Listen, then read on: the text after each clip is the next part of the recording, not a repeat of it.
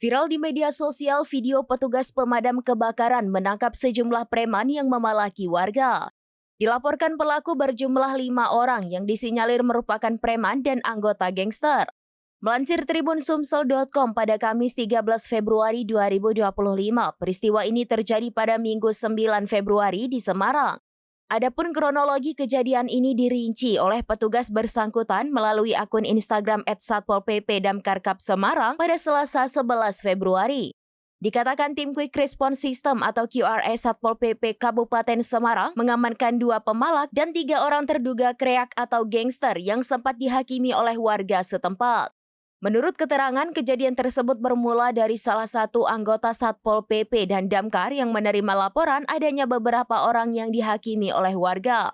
Untuk mencegah amukan massa lebih lanjut, tim QRS menuju ke lokasi dan mendapati ternyata yang dihakimi warga adalah 2 pemalak dan 3 gangster.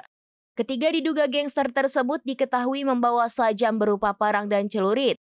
Setelah diamankan di kantor Satpol PP dan Damkar Kabupaten Semarang, petugas membawa kelima terduga pemalak dan gangster tersebut menuju Polsek Ungaran untuk dapat diproses.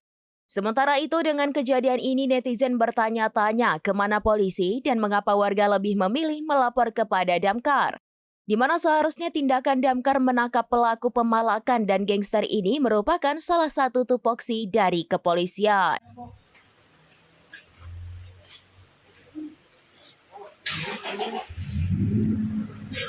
Itu aja.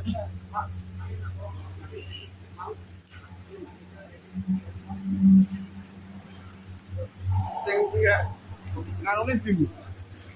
Ya kok banding. Mas, saya lu. Aman tuh motor. Baru bikinnya, Mas.